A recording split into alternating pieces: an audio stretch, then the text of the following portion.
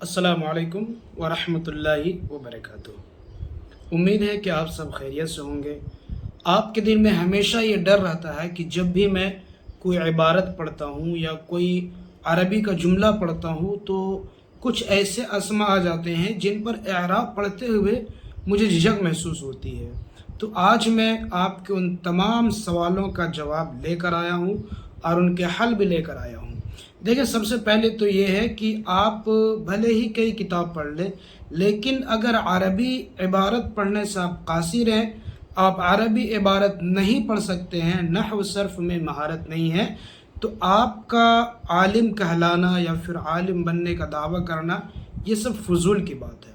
लिहाजा सबसे पहले आपको इबारत पढ़नी आनी चाहिए, इबारत का तर्जमा, इबारत की तरकीब और नहवी और सरफी तहकीक आपको आनी चाहिए।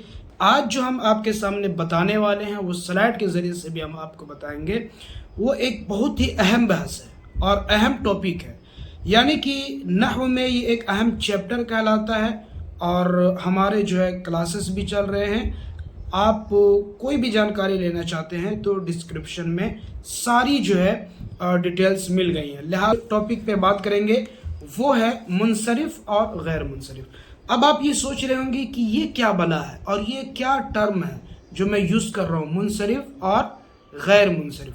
देखिए, जब आप अरबी कवायद पढ़ते हैं तो उसमें एक इस्म ऐसा होता है जिस पर तीनों हालतें और तीनों हरकतें आ सकती है, यानी कि हालत रफ़ई में भी वो हो सकता है, हालत नसबी में भी हो सकता है, हालत जर्री में भी, और उस पर हरकत नसब और फ़तह के ज़रिए से भी आ सकती है और पेश के ज़रिए से भी और ज़ेर के ज़रिए से भी, और उस पर तनवीन भी आ सकती है, इसलिए।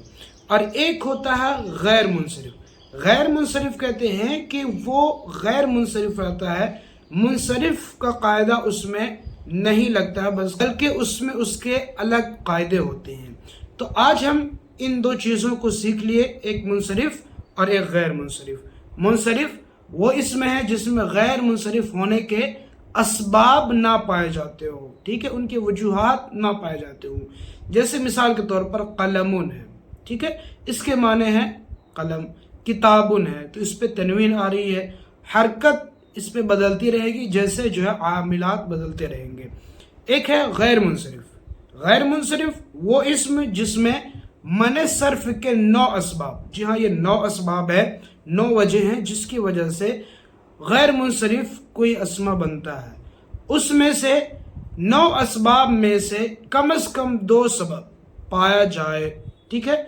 अगर जिसमें 9 सबब में से 2 सबब पाया जाएगा वो गैर मुनसरिफ होगा, या अगर 2 सबब ना हो तो एक ऐसा सबब पाया जाए जो 2 सबबों के कायम मकाम हो। यानी कि कभी कभी तो ऐसा होगा कि एक ही सबब, एक ही इल्लत मौजूद हो, लेकिन उसमें जो ताकत और क़ुव्वत हो वो 2 सबबों के कायम मकाम हो। इसको कहते हैं गैर मुनसरिफ। मुनसरिफ के 9 असबाब कौन कौन से हैं? तो 9 असबाब ये हैं: नंबर 1 अदल, नंबर 2 वस्फ, नंबर 3 तानीस, नंबर 4 मारफा, और नंबर 5 उजमा, और नंबर 6 जमा, नंबर 7 तरकीब, नंबर 8 अलिफ नून जायदतान, और नंबर 9 वज़न फ़े।